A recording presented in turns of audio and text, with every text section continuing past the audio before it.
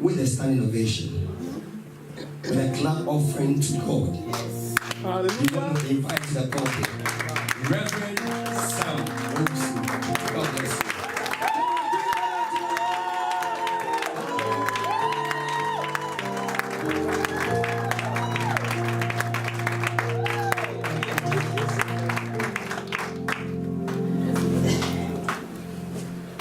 I want to invite my wife to come and bring some greetings. You know, come and say hello quickly. Amen. Thank you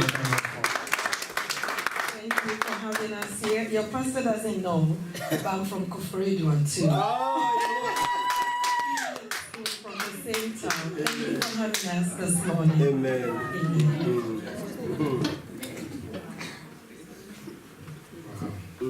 Short and sweet.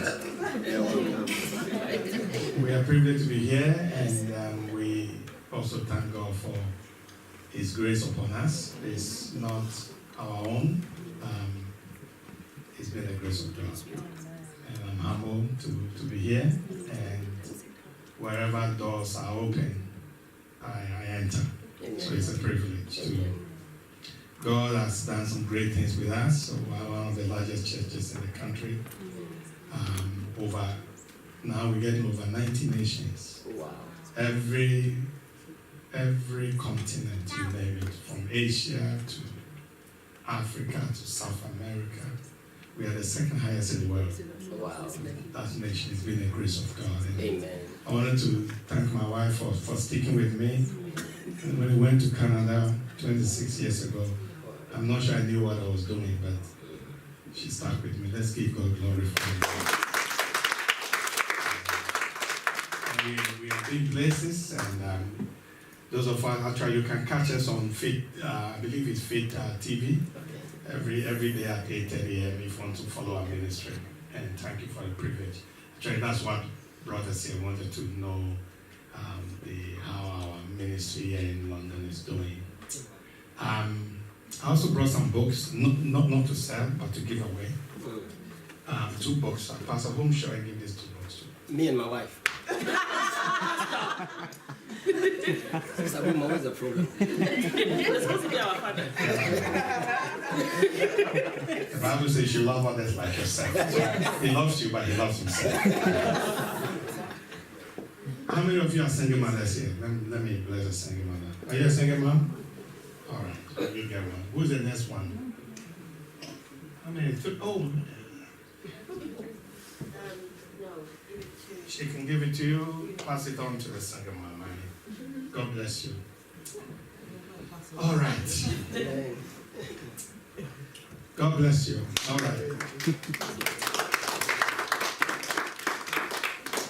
We also do work with the Billy Graham Association. I'm one of their speakers in Canada. And it's a joy. Today I want to share with you some secrets. I want to share with you. This morning I woke up and I was praying. I was asking God, what kind of message do you want me to bring to this wonderful congregation? He put a word on my heart, so I started to write it down. I'm going to share with you 7 habits of great Christians or believers. 7 habits. What takes a man or a woman from good to great? What's the difference? What makes others live like vultures and others live like eagles?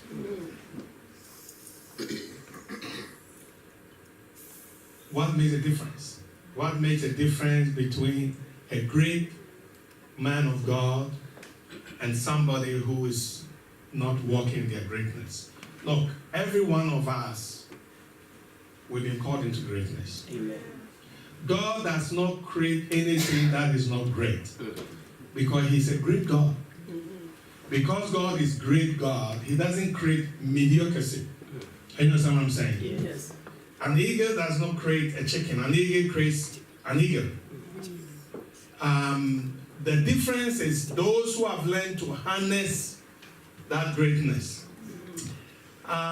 It's like a seed. When you take a seed, every seed has a potential of greatness within it. But it's not every tree that can grow up, every seed that can grow up to be a tree. When I show you a seed and I tell you, in this seed,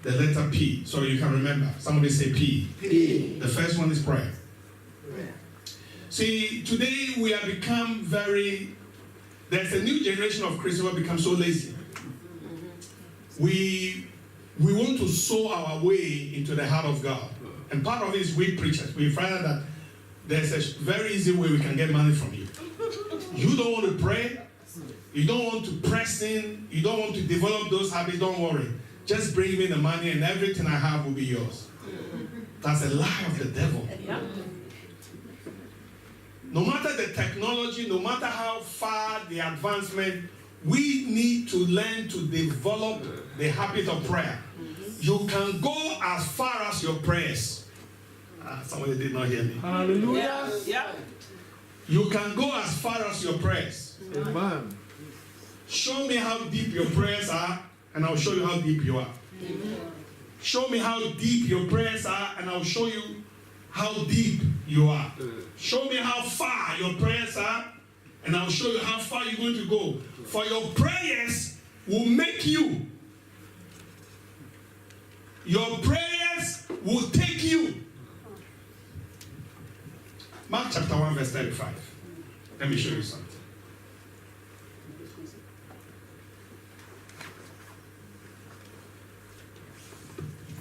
This is what the Bible says. I'm talking about habits. All right?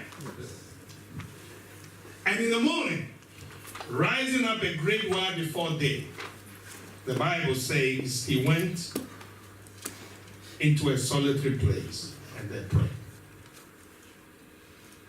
Habit number 1 is prayer. You want to see the secret of Jesus? See him as he rises up in the morning. He goes to the mountainside and seek God.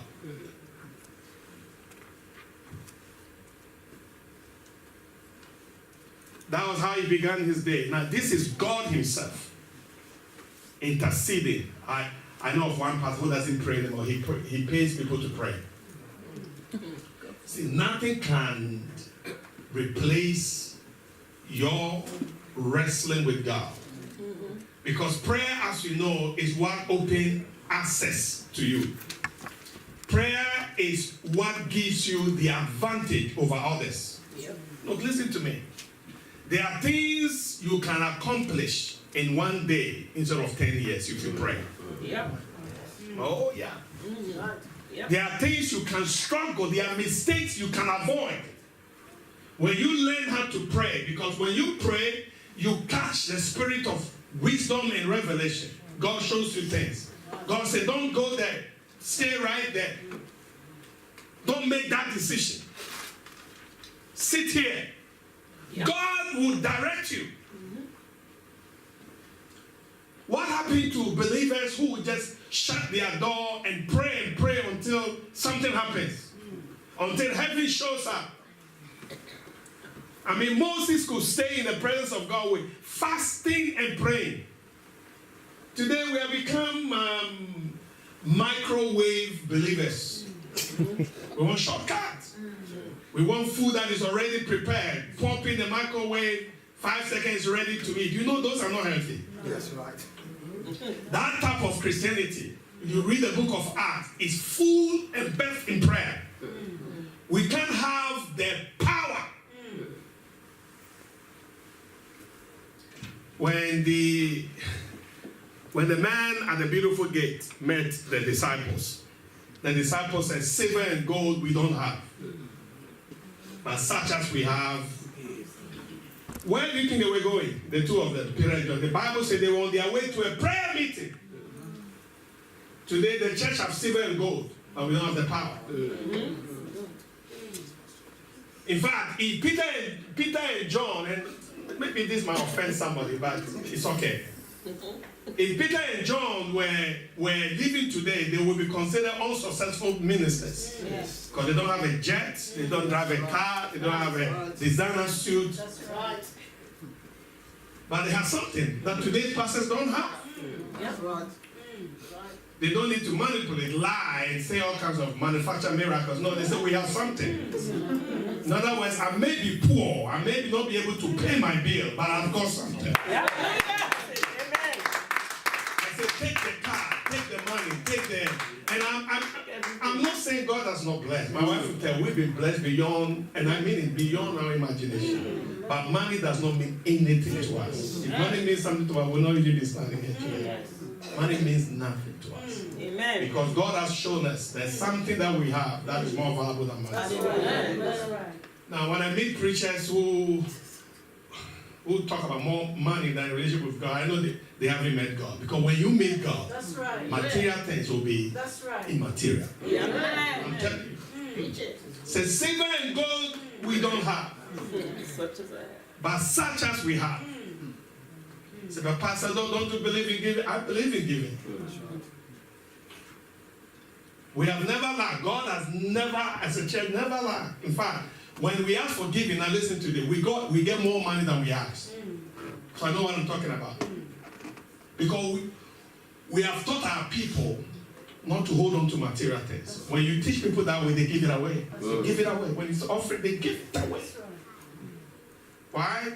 Because you begin to change their thinking and have eternal values. Yes. When people encounter God, it changes who they are and it changes their mission. You want to go far? The Bible says, they that wait upon the Lord. Oh, man. They shall renew their strength. You want to go higher? Wait upon the Lord. The Bible says they shall mount up with wings like the eagle. The secret of your greatness in going high is waiting. If you are not waiting, then you are playing. If you eat more than you pray, you are playing. These days, Christians don't fast anymore. Why don't we fast anymore? We think we are better than the apostles, we are better than Jesus, we are better than the great men of God. Show me a great man of God in the Bible and I'll show you a man of fasting.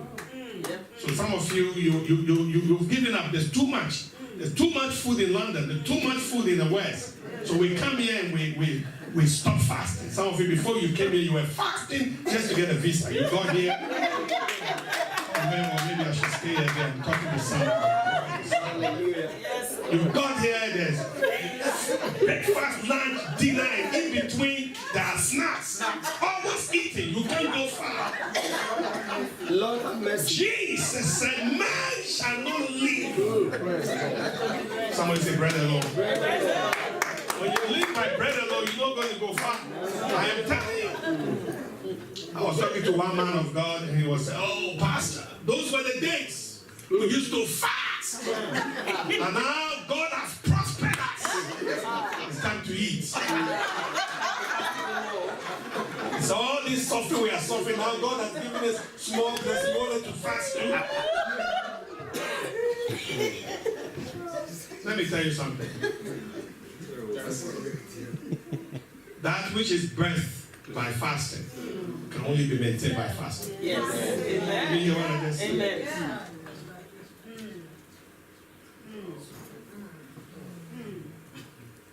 If anything, because of the accomplishments and the blessing God has given us, we need to fast more.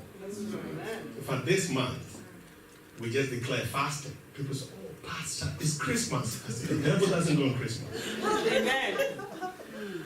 I don't care if it's Christmas or not. When the call is come out to fast and pray, please give me a break. My wife and I, we went to preach at a certain church. I won't mention the name. And usually when you go to a church, they take you to a green room. Yeah. And the green room is a place where you go and pray and intercede. And by the way, when I was talking to Pastor said, what time should I pick you up? I said, pick you up when the service starts. I want to be part of the worship. Why not? Preaching in heaven, there'll be no preaching, there'll be no speakers, but worship is there. When you miss the worship, some of you come late after worship. Go home. When you miss the worship, why are you there? Hallelujah.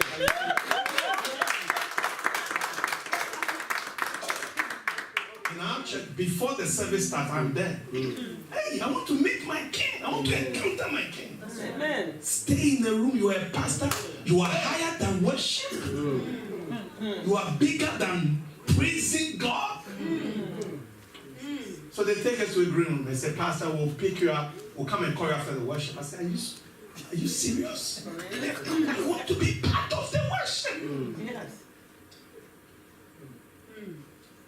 So when we get there, they serve us breakfast. Heavy breakfast. When the church was worshiping, the pastors were eating eggs and sausages. Let me tell you, we're in trouble. The church is in trouble. Yes, Pastor. I told them, no, I'm sorry. I've never eaten before I preach in my life. And I'm not going to start now. So, Pastor, you are still old timer. Those days are gone. And they were laughing at me. He went in there, said some few things. You see, the Holy Spirit moved, although I ate. We came back after the first service. This time was some heavy lunch in between the service. I can eat. All jokes aside, this was sad where the church is. Yes. The church has become a playing ground. No wonder we are bringing comedians and all kinds of foolish things. Because God has left the church. If we want to be effective Christians, we need to go back to prayer. Yes. If you come to our church, you think we pray too much. Pray in the morning. Come to church, we pray before the first service. After the first service, I take another team, we pray again. Prepare for the second service. Friday, when you come to a prayer meeting, it is packed. People understand the power of prayer. Because we have to lead by example. And at the prayer meeting, I am there, leading the prayer as the captain of the army in the presence of God. Take prayer seriously. It will take you very far. There are certain things you don't struggle with. Certain decisions. Certain doors that are shut for others, you shall be open for you. Daniel was a man of prayer. That's why he was so great.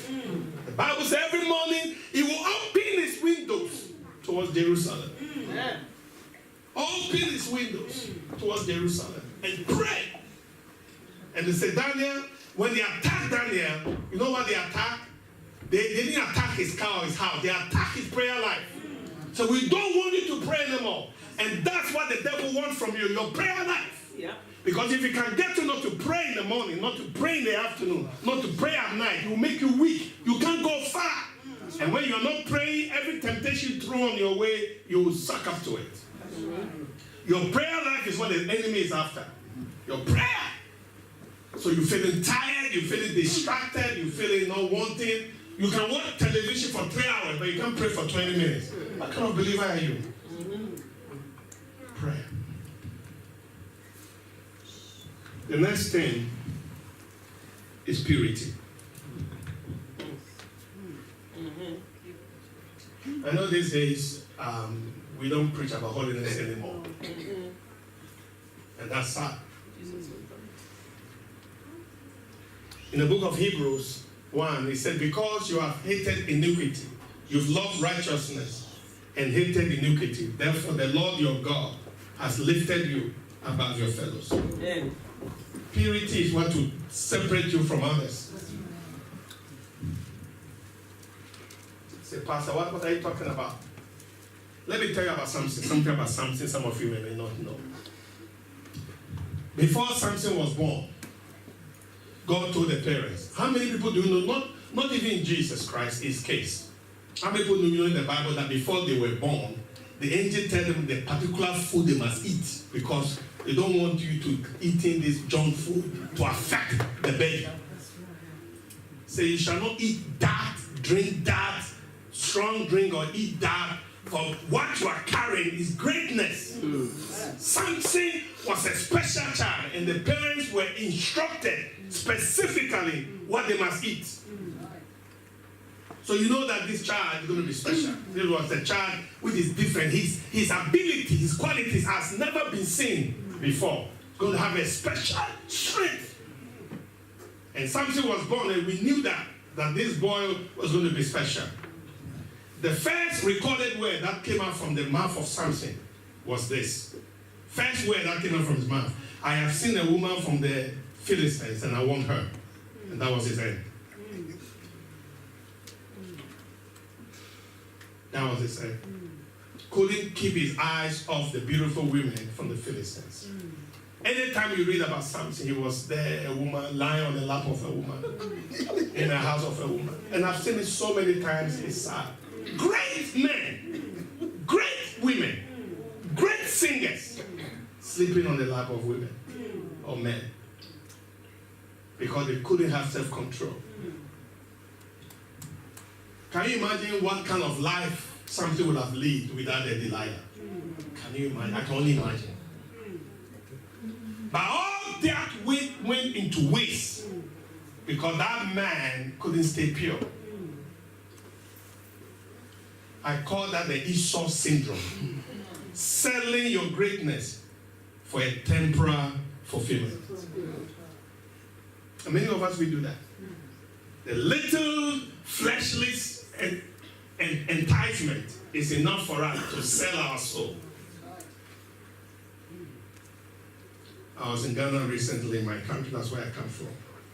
And I got a call from a lady.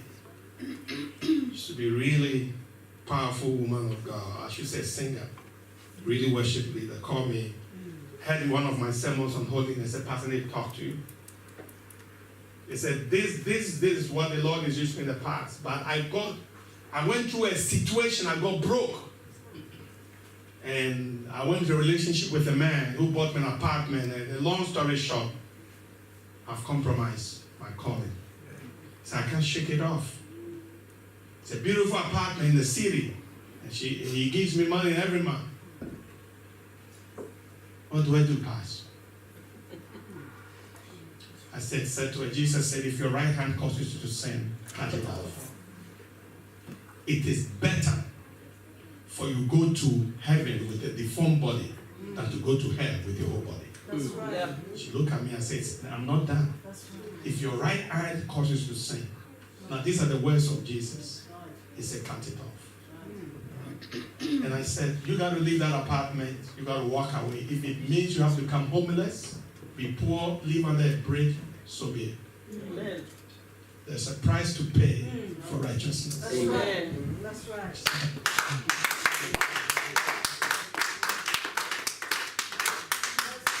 She said, Pastor, I've never heard that before.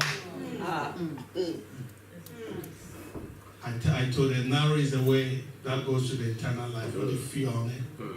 Broad is the way that goes to destruction. Many of us, let me tell you, not many of us are going to make it to heaven. They say, you see? I say, yeah, that's what the Bible says. Do you know only few people are going to make it to heaven? I can't guarantee. Only few of us in this room today are going to go to heaven. So Jesus says, strive to enter by the narrow gate. Because many, I say, would like to enter, but they cannot. For me, being a preacher is not a game. I'm not here to entertain you. I'm here to tell you heaven is real. One day the disciples came to Jesus and they've gone and they worked some mighty miracles and signs. And I want to tell you why, for me and my wife, success doesn't shake us. It's nothing, just people.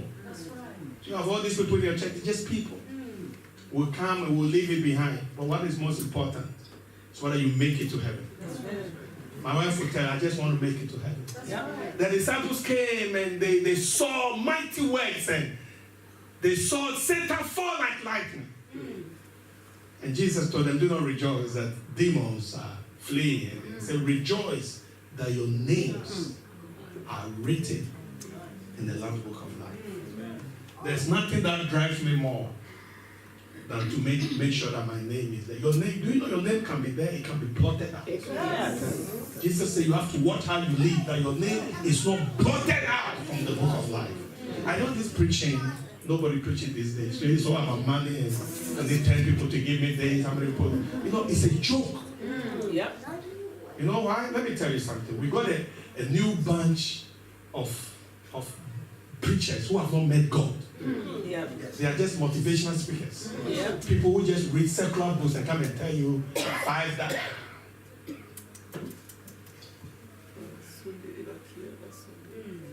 We are not preparing people for heaven. We're only here for a short while. 70 years, 80 years, we're done. In fact, in about 40 years, most of you will not be alive. About 40 years, most of you in this will not be alive. Yeah. I'm telling you. I'm not here to tell you. Most of us will not be alive. That's right. That's right. I could have brought some books and said some books. Why do you have to give books away? Who does that these days? What drives you? Yeah. No, I'm not against selling books. I sell my books. In fact, all the proceeds these days go back to the church. But that's not the point. The point is this. When you have eternity in view, it changes your review. Yeah.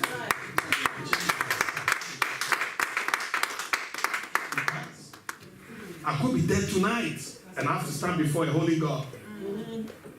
Knowing that not many of us are going to make it to heaven. I preached this message one day. One preacher said to me, he said, Pastor, let me tell you something. If Jesus comes today, we are not ready. He said, many of us will not make it. This is a preacher. This is a famous preacher. So we are not ready.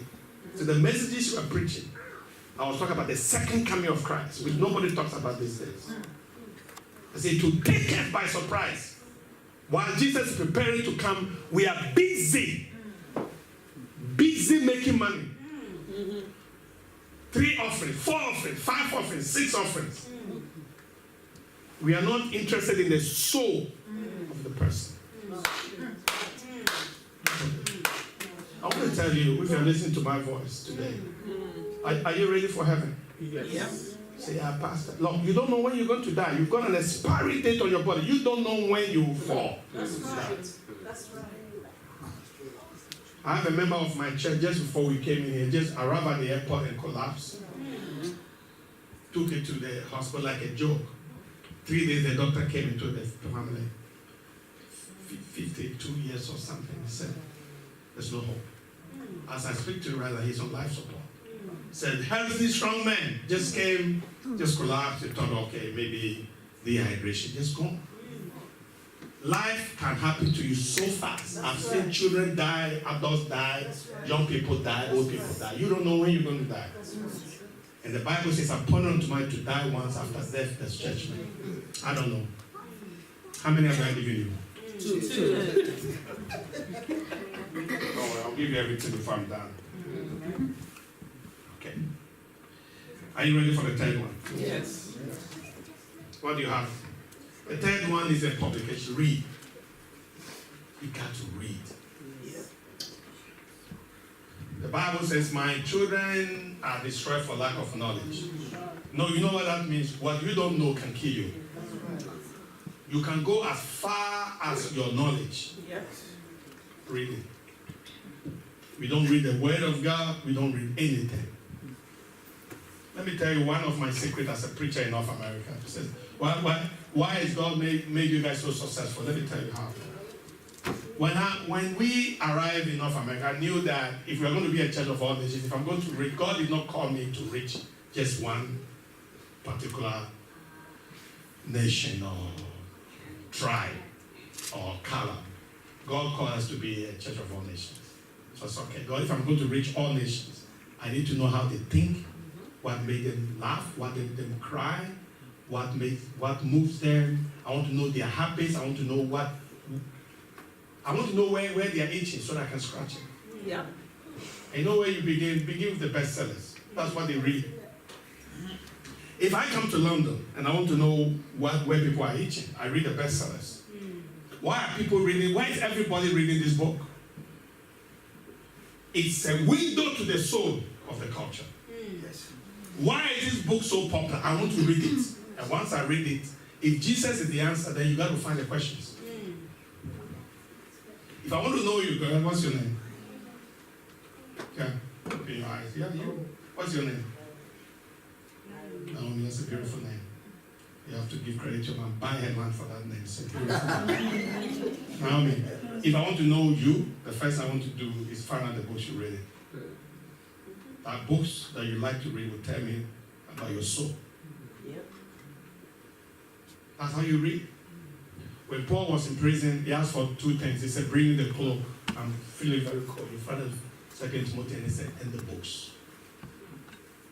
Never stop learning. Whatever God is called you to do, if you're an IT guy or if you are whatever God is called you to, read as much as you can on that topic. Read about people, read about countries, read about cultures, understand. Because people have written. And to understand the mind and the thought of people, you have to understand their writings. The problem is that because of internet, people have stopped reading.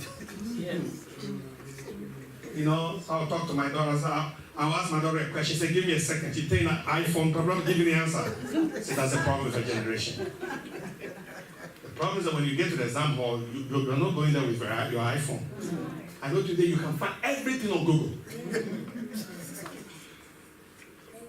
Even my village where I come from, my daughter can find it on Google. But that cannot replace taking a book and reading. Yep. We are losing the reading culture. And so these days, the generation we are raising are not as knowledgeable as they used to. That's right. And so we are making education more and more easy so that it can help them. It's like today.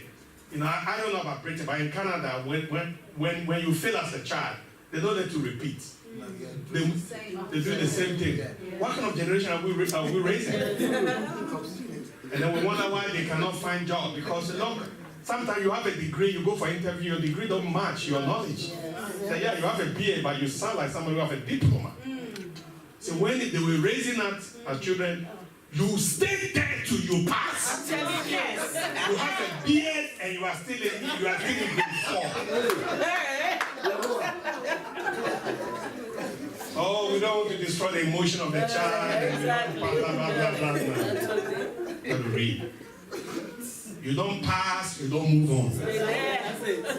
I've had an old man in my grade. Everybody knew him. You don't mess with him.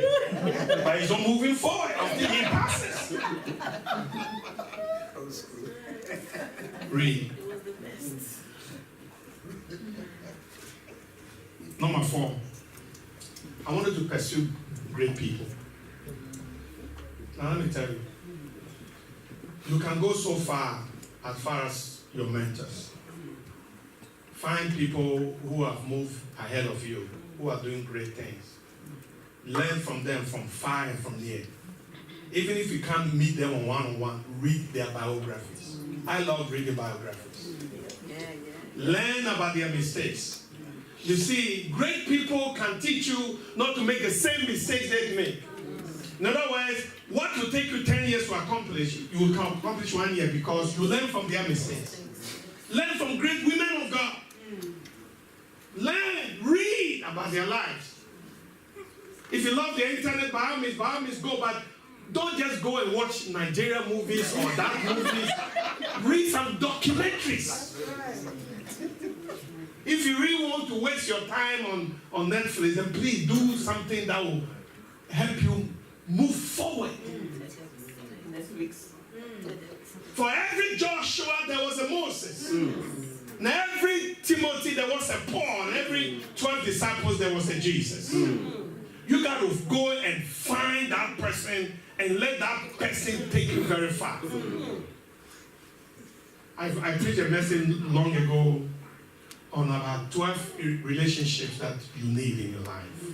And mentoring people is one of them. Every person needs somebody who can push you. You need a prophet in your life. Everybody needs a Nathan. Somebody who can look in the face and confront you, say things to you that nobody else will tell you. Somebody who can look at your face and say, no, this guy is not good for you. He will destroy your life. Not the hypocrites around you and say, oh, I'm happy for you. It's so cute. Hypocrite. Many of us, we don't like the Nathans in our life. When they confront us, they tell us, this guy is no good, this guy is going to mess your life.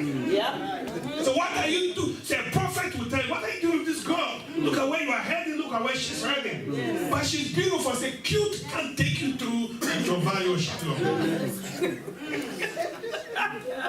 Everyone's in the prophet. You need people around you who can tell you as it is. He can tell you the truth. The pastor, I disagree with you. This thing is not good for you. Hallelujah. You need a prophet. And therefore also need a Barnabas. A Barnabas is somebody who can lift your heart and encourage you when you are feeling low. Because we all go through it. We all go through life. I think you need certain people in your life. But when you are down and hurt, they don't come and ask you why did you do what you did and blah blah blah. They just come and lift you up. If there was no Barnabas, Paul couldn't have gone where he was. When Paul became a Christian, a lot of people do not want him around. Nobody wanted to fellowship with him, but Barnabas took him and encouraged him and brought him to the apostle and said, "This is a good man." Everybody needs a Barnabas. You need to plant certain people around you and give them the permission to speak into your life. Otherwise, you will have psychophants all around you. And you go very far. Do you hear what I said? Give them the permission. I may not like what you are going to say, but say it. Look, I've met this guy. I like him. But please say it. Because people are not invested in that relationship. They're able to tell you, I don't have a good feeling about this guy. And sometimes that's all that you need. There are people, you can't prove it. The guy, see, every woman wants to marry the Antichrist. I said, Pastor, what do you mean? They want to marry, Antichrist has 666, right? He has to be 6 feet tall, 6 pack, and 6 figures. Everybody wants to marry Antichrist. And it's always the ideal. But you know where that Antichrist will be. Maybe somebody said, don't marry the Antichrist. You need somebody. Okay, I'll wait for you to finish. Okay, let me finish. How many am I giving you? 4. Okay, I'll give you 3 more. Great, you have to have great practices. You need to have, write this thing down. You need to have spiritual practice, emotional practices, and physical practices. Yeah. Okay, let me start with the spiritual one. Spiritual practice is a habit that I've told you. One of the habits is giving habits. Giving is good. Don't wait till Pastor Ken come and twist your arms and twist your legs before you give. No, be a giver. Just be generous. Just be a good habit. Just give. In fact, Jesus taught us to give more than we keep. Just give it. Bless others. That's why I gave my books out, because it's more blessed to give you than take 10 pounds from you. But what I've done to a single man, I'm going to be blessed. Watch it.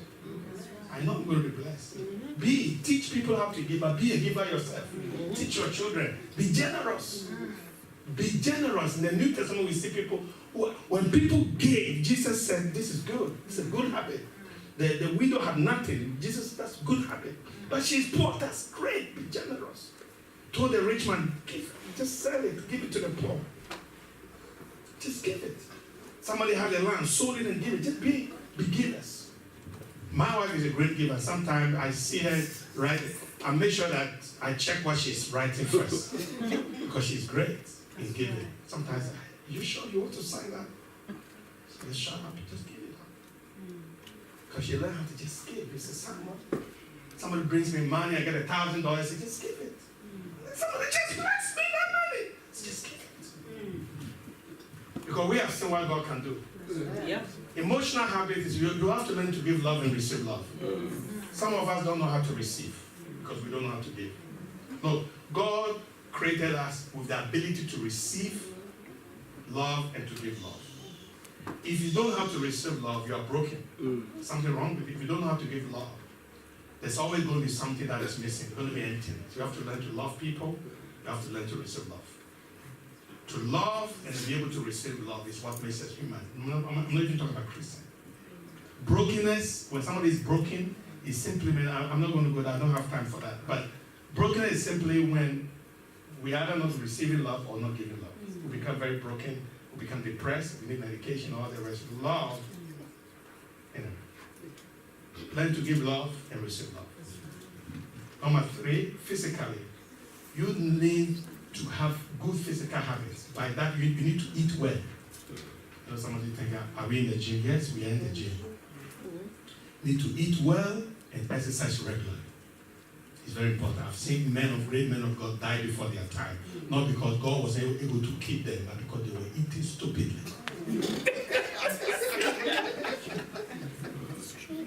There are three things. Learn to eat well, learn to exercise well, and learn to rest well. That's right. Yep. That's right. Are you understanding? The vessel that God has given you. Look, I talked about this last week. Guess where? At the prayer meeting. There were men that were dying or getting sick, and I spoke to the man. I said, man, there are certain things God can do for you. God can't take your body and take it to the road for a run or for a walk or go on the treadmill. God can't do that for you. If you don't do that for yourself, you're going to die. It's not because God is not able to keep you. It's because you were being stupid. Look, in the Bible, God taught them how to rest. In fact, He made it a law. They call it Sabbath. Stop and sleep. If you don't do it, you will be dead. They will kill you. In fact, somebody will kill you. If you break the Sabbath, they kill you. These days, you kill yourself. Oh, he was so young, and how can he die? It's not the witches. He was eating too much junk food. It's hard. You know, you don't go for medical checkup. You don't check your blood sugar. You don't do these things, and you know you have diabetes in your family. You can't keep yourself. Everybody, people, they say, Pastor, why don't you eat carbohydrate? Because I've got diabetes in my family. I have to keep my sugar level down. I don't need a revelation from God to tell me, keep away from sugar, keep away. There are certain things I don't eat. Because I know my mom has diabetes, have high blood pressure. I know some of my family members have the same. If I don't keep myself, I might die before my time. Not because of the witches somewhere in my village. The Bible said Jesus would take the disciples and said, rest for a while. That's right. Rest. That's right. Nothing happens. This person went, collapsed at the airport. They said he has heart problem. Heart problem. Some of you don't even know the problems you carry. You say, in Jesus' name, is none of my portion. Go and see your doctor. Yes. Because what you don't know can kill you. I have one of my pastors like that. I used to say, oh, Pastor, the Lord is my keeper. The Lord is my Jehovah Jireh. He provides. Jehovah Rapha. When you see the doctor, when they told him, I'm living there. My blood pressure, my sugar level. As I speak to you, he's on medication now. You could have just sleep and not wake up. They say the witches. But the guy has heart problem. He didn't even know he has a heart problem because he looks good.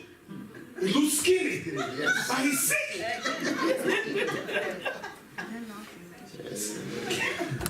Stay away from the dessert, and you go far. You know what is funny, Pastor? You go to McDonald's and you order the French fries, and then to make you not feel less guilty, you order a Diet Coke. Somehow we're feeling that the Diet Coke might neutralize the fries. Okay, let me give you two more. I'm telling you how great practices. A great body, psychology will give you a great mind. When you're feeling good and you're looking good, you'll catch good things. You can think well, you can complete great things. You can wake up well, you sleep well, you make up well. I sleep at 2 a.m. and I wake up at 4 a.m. You are happy about it. So, God created the sun, He also created the moon. You know what the moon is meant for? At night, He shuts off the sun. At noon, He gives you a light. Moon is supposed to be day and night. You are not meant to be around 24 hours a day.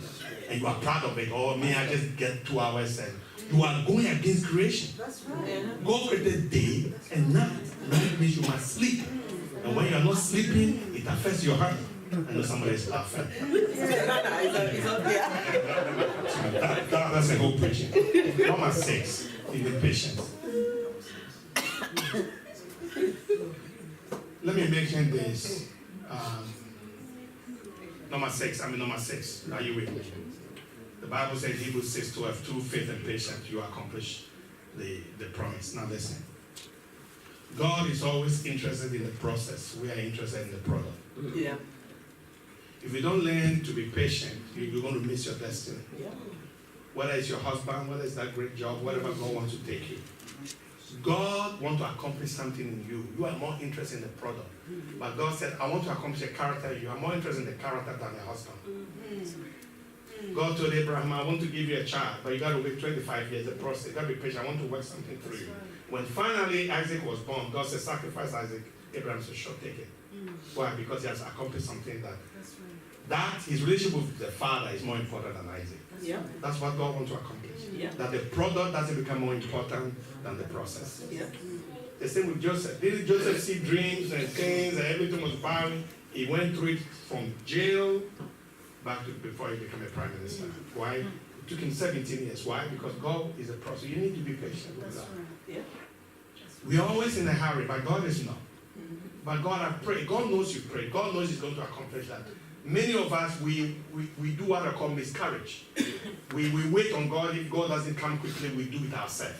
Yeah. Or we short circuit. And some of you have made mistakes in your life. You knew if you have been patient, you would have made those mistakes. Learn to be patient. Can I give the final one? Perseverance. Now, patience and perseverance are cousins, but they are not the same. Perseverance has the ability to go through it no matter the storm. I want to end here with this. Now listen to me. I started with the seed, and I want to end with the seed. Now listen to me carefully. Every seed has the ability to become great. But what must you do to the seed in order for the seed to germinate? You have to what? No. Dig the ground and bury it in a very dark space. And every one of us, we have to go through that. Jesus said, unless a seed falls and dies, it abides alone. If you're going to go great, you have to learn to go to be buried. Stay buried in a very dark place and come out. Let me tell you the 3 processes a seed needs to go through in order to become great. Number 1, the seed has to come from, every seed has a shell. What is the shell meant for? The shell is meant to protect, but it can also be a hindrance.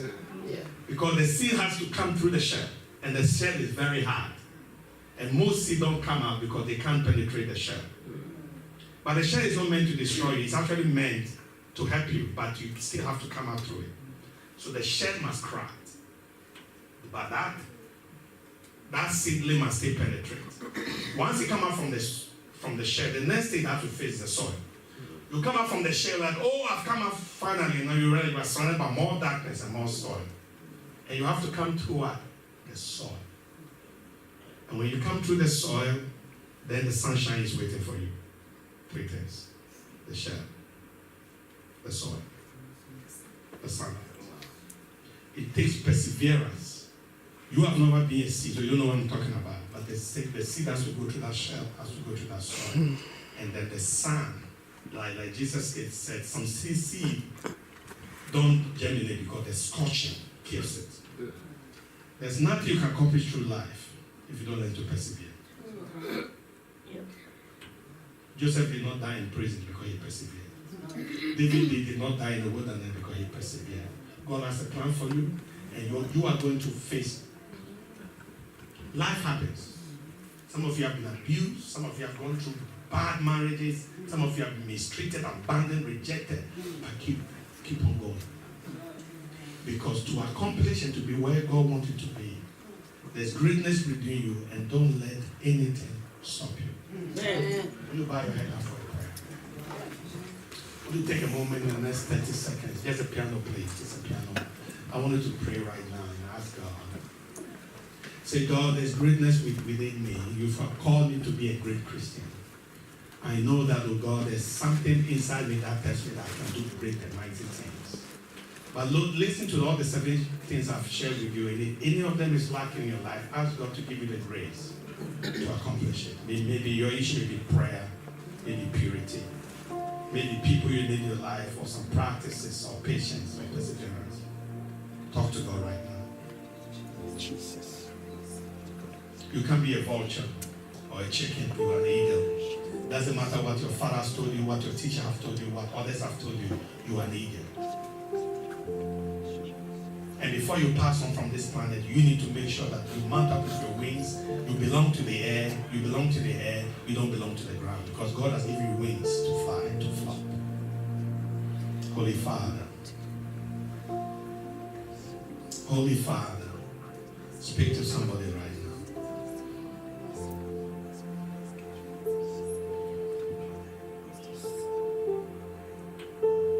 Like I said, I'm not here to entertain. I'm here to bring information, a revelation from God that can change your destiny. As you continue to pray, I want to pray for some specific people here right now. If you are here and you don't know where you will spend eternity if you die today, I want to pray for you. Is Jesus Christ in your heart? By that I mean, is he your Lord and personal Savior? Are you living the life that God has called us today? Maybe you play church, maybe I don't know what it is. But from today, you won't be serious with your God. You won't be courageous. You want to do the right thing. You want to say, Father, I want to serve you. Because you don't know when you're going to die. And today, I'm laying before you life and death. I pray that you choose life. If you are here, I'm not asking whether you go to church, but whether Jesus is in your heart and you know you're on the way to heaven. If you don't know that, you can be sure today. With every eyes closed, wherever you're in this room, I need you to just raise up your hands and Pastor, pray for me. I'm not sure. Just raise your hand, wherever you are. God bless you. Anybody else? Raise up your hand wherever you are. Raise up your hands and Pastor, pray for me. Pray for me. Pray for me. God bless you. God bless you. I want you to pray this simple prayer with me, wherever you might be, and make it sincere, make it real. Say, God, I want to follow you, man. I want to take up my Bible. I want to follow you. I want to leave the world behind. I want to follow you. Because it could happen tonight. It could happen tomorrow. I don't know. But we are not here forever. We are going home. Soon this world as we know it will disappear. Will you pray this prayer with me? Say, Father, in the name of Jesus, I come to you. Thank you for your word. I accept Jesus Christ as my Lord and personal Savior. Come into my life. Forgive me of my sins. Holy Spirit, fill my heart once again. I thank you for coming into my life. In Jesus' name. Amen. I want everybody to